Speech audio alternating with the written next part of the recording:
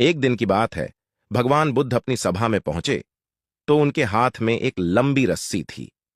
बुद्ध ने आसन ग्रहण किया और बिना किसी से कुछ कहे वे रस्सी में गांठें लगाने लगे। वहां उपस्थित सभी लोग यह देख सोच रहे थे कि अब भगवान बुद्ध आगे क्या करेंगे। तभी भगवान बुद्ध ने सभी से एक प्रश्न किया। मैंने इस रस्सी में 3 गांठें लगा दी हैं।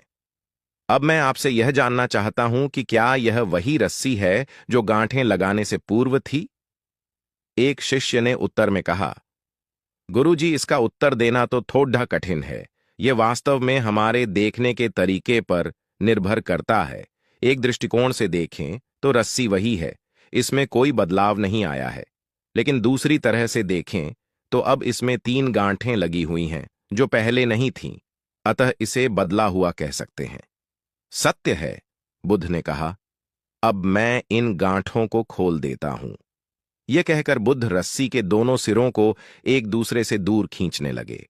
उन्होंने पूछा, तुम्हें क्या लगता है, इस प्रकार इन्हें खींचने से क्या मैं इन गांठों को खोल पाऊंगा? नहीं नहीं, ऐसा करने से तो गांठें और भी कस जाएंगी और इन्हें खोलना और मुश्किल हो जाएगा। एक शिष्य ने उत्तर दिया।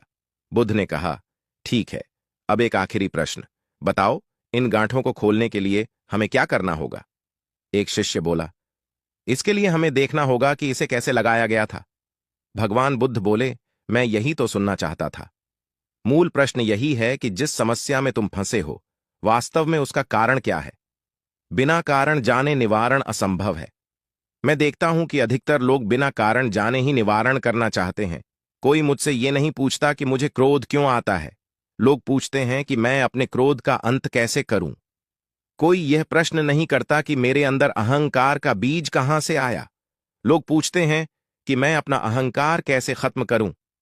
प्रिय शिष्यों, जिस प्रकार रस्सी में गांठ लग जाने पर भी उसका बुनियादी स्वरूप नहीं बदलता, उसी प्रकार मनुष्य में भी कुछ विकार आ जाने से उसके अंदर से अच्छाई के बीज खत्म नहीं होते। आवश्यकता है कि हम किसी भी समस्या के कारण को अच्छी तरह से जानें। निवारण स्वतः ही प्राप्त हो जाएगा। महात्मा बुद्ध ने अपनी बात पूरी की। इस कहानी से हमें यह सीखने को मिलता है कि समस्या को पहले अच्छी तरह जाने, निवारण अपने आप मिल जाएगा।